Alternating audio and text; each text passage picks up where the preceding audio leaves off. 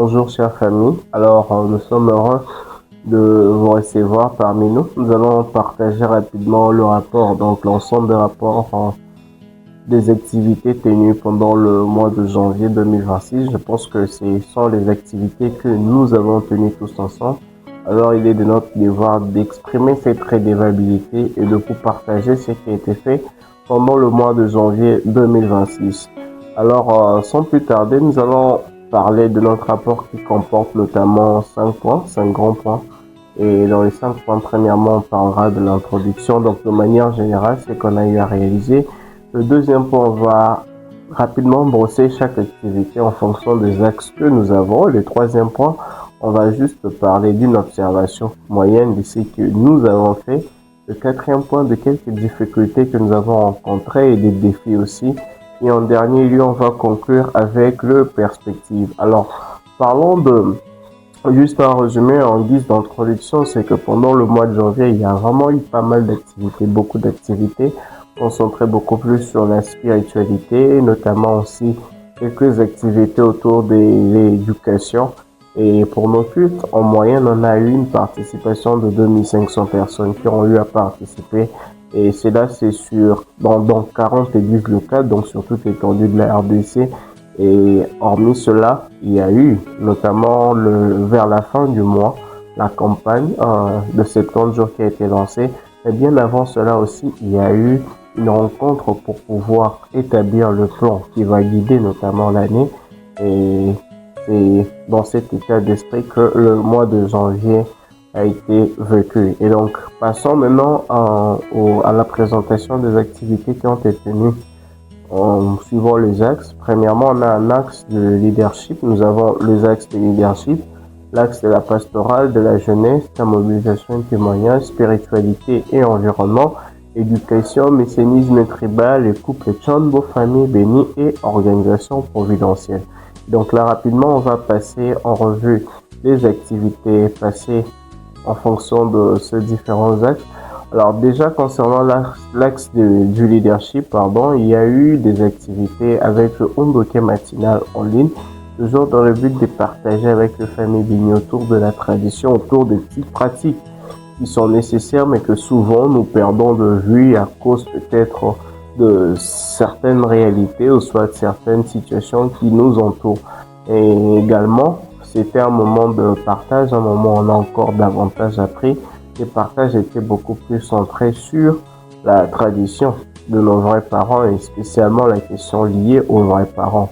Et hormis cela, le leader national a tenu notamment de tourner dans la partie ouest de la RDC au niveau du Congo central pour inaugurer ainsi des salles de prière. Et donc, il y a eu une inauguration de salles de prière au niveau de la localité, soit du territoire de Mwanda. Et donc, c'est là qu'il y a eu l'inauguration d'une nouvelle salle de prière. Nous signalons que je crois bien que c'était la 19e salle de prière. Et en plus de cela, il y a eu aussi des enseignements autour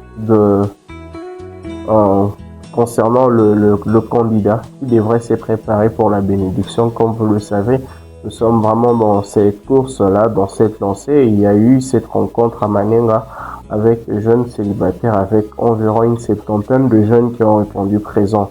Donc, c'était un moment assez spécial parmi les activités liées notamment au leadership. Et vers la deuxième partie du mois de janvier, le leader national a effectué cette fois-ci une tournée au niveau de province de Kwilu et Kwango pour inaugurer encore les 2 salles de prière. Et donc, c'était vraiment un moment vibrant et partagé avec le monde. Entre autres aussi, l'inauguration du temple de Massimanimba. Donc, une mission de plus qui avançait. Donc, en gros, ce sont là quelques activités passées dans le cadre du leadership et dans le cadre de la pastorale. Il y a eu notamment la plupart des cultes et les cultes ont été tenus habituellement avec différents sujets variés, des thèmes variés, beaucoup plus axés sur le parent céleste et nous et notre capacité à faire preuve et à tenir dans la vie de foi, même face aux situations, aux difficultés que nous rencontrons. Donc il y a eu plusieurs cultes qui ont réuni en moyenne, notamment la moyenne de participation au culte était de 2683 participants, ça dans toute la RDC, spécialement dans 45 églises locales. Donc c'était quand même un point fort pour cet axe de la pastorale. Et donc, concernant l'axe de la jeunesse, comme toujours, on avait aussi nos écodines qui étaient très actifs pendant tout ce temps et où les notions ont été beaucoup plus basées sur la tradition. Et donc, ils ont appris les pratiques sur le sel béni, les salutations, tombées. Et en moyenne, on compte 281 enfants qui ont pris part aux activités de l'écodine. Et pour le CERF aussi, il y a eu quand même quelques activités qui ont été faites, notamment de rencontres, question de motiver les jeunes à toujours s'orienter suivant ce qui est de leur vie scolaire. Et cette fois-ci, c'était spécialement pour les finalistes, donc spécialement ceux de Lubumbashi, qui ont eu à tenir leur rencontre. Alors parlons du CARP. Le CARP aussi a eu à tenir quelques activités, notamment au niveau de Goma, la ville de Goma, et aussi quelques activités à Kolwezi, à Kinshasa. Et donc, ces quelques activités ont permis aux étudiants de pouvoir se relancer par rapport à la nouvelle année. Et au niveau de Kinshasa spécialement, des rencontres au sein de campus. Et il y a eu aussi des jeunes en général qui ont tenu différentes activités, notamment de rencontres autour de l'éducation pour leur préparer à la bénédiction. Comme on l'a dit, c'est parmi les objectifs que nous recherchons et les jeunes ont su partager, apprendre bien de choses autour de la bénédiction, un travail que nous continuons toujours. Et donc, c'est en gros cela, et au sein du IYSP aussi notamment, il y a eu de grandes activités majeures qui ont été menées. Une activité au niveau d'un orphelinat, les jeunes ont partagé leur amour, partagé l'essence du bien-être et de vivre avec les autres en partageant des vivres et des non-vivres dans un orphelinat. Et aussi il y a eu une rencontre scientifique, toujours dans le but de pouvoir propager la paix et même dans le milieu scientifique de la jeunesse. En plus, parlons maintenant de l'axe de la mobilisation et témoignage. Il y a eu bien des séminaires d'un jour qui ont été tenus. Et un côté majeur, c'était aussi l'exposition de plusieurs banderoles, notamment parlant de l'âge d'or. Il y a eu plusieurs banderoles qui ont été exhibées. Il y a eu des séminaires qui ont touché en moyenne 428 participants.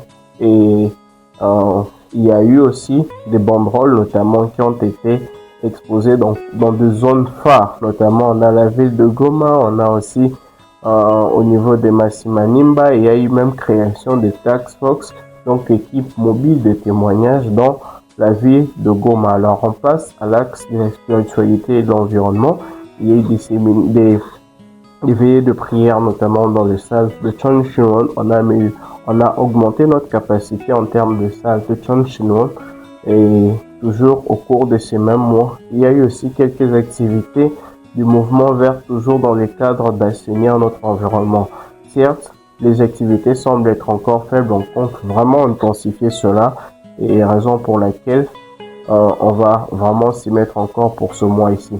Alors, concernant l'axe de l'éducation, il y a eu aussi notamment des activités qui ont été tenues, et spécialement les séminaires de 7 jours. Il y a eu des séminaires de 7 jours à Massimanimba, il y a eu des séminaires de 7 jours aussi à Kinshasa, il y a eu un séminaire de 7 jours au niveau de la ville de Butembo, et même des enseignements axés sur le Chombo-Moron. Donc, l'ensemble, c'était pour éduquer, partager, notamment ces enseignements nécessaires dans le but de pouvoir avoir des membres qui grandissent, et à la fois qualitativement et aussi quantitativement. Donc, ce sont les éléments phares qui nous ont guidés dans l'axe du messianisme tribal et de couple Chombo.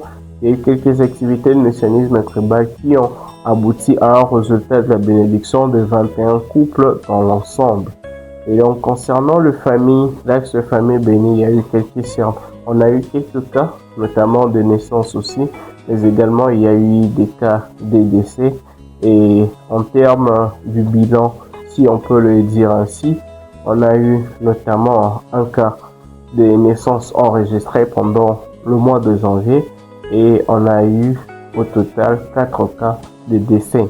Donc on garde une pensée pieuse à tous ceux-là qui nous ont précédés dans le monde spirituel. Et hormis cela, il y a eu aussi des rencontres de couples, toujours dans le but de renforcer les liens entre familles bénies, entre couples, dans le but de pouvoir vivre le bonheur en tant que famille.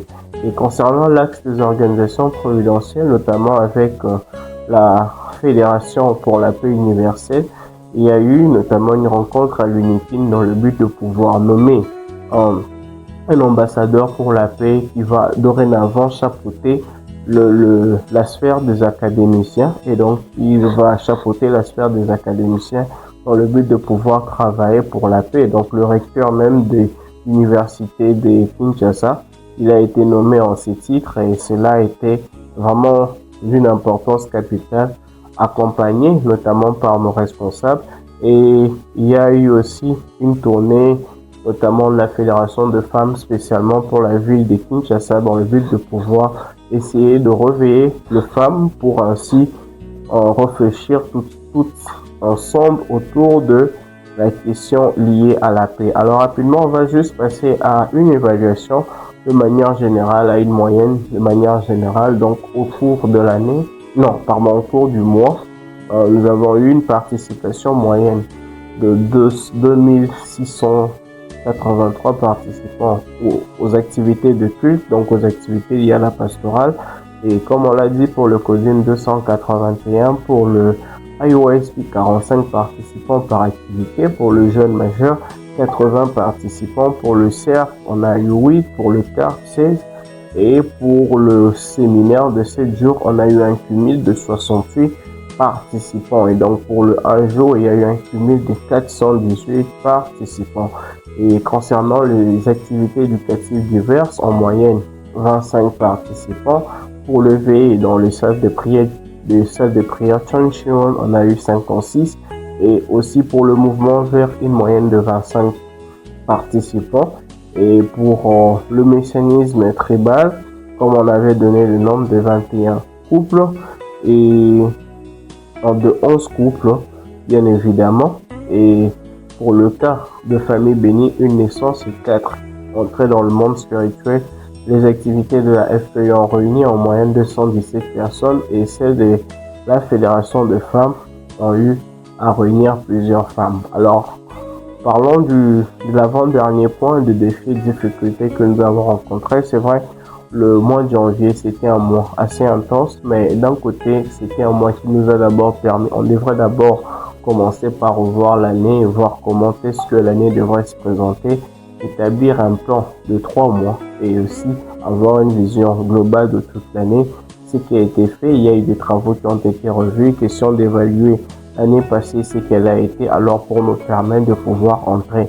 Et dans le même mois, on devrait aussi pouvoir se préparer par rapport à l'arrivée de autres qui arrivaient tout simplement à la fin de l'année, donc le bureau international accompagné du directeur général Reverend Dou Soyoung. Et donc au regard de tout cela, on a fait face à certains défis assez majeurs, par exemple des questions liées à la logistique, des questions liées notamment aussi aux différents transports et situations qui se passent généralement dans notre nation, pas seulement au niveau de Kinshasa, même dans la province. Donc il y a toujours ces situations auxquelles on fait face, surtout dans la zone est du pays, où il y a encore la situation qui est pendante entre le rebelle et aussi nos forces des FARDC.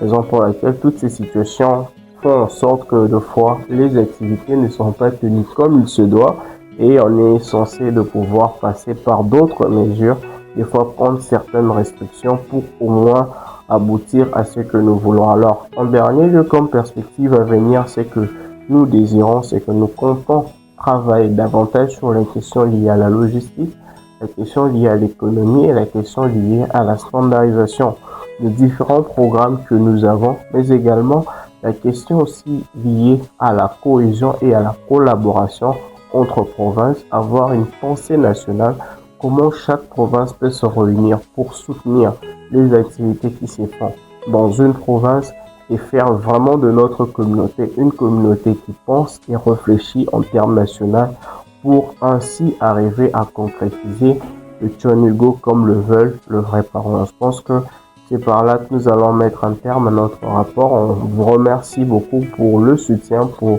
vos efforts, pour tout ce qui a été réalisé. Et on lance aussi appel à toutes les familles bénies de pouvoir davantage s'investir, car le vrai parent attend énormément de nous et ensemble, on pourra permettre à ce que la RDC soit cette nation de Tuaningo.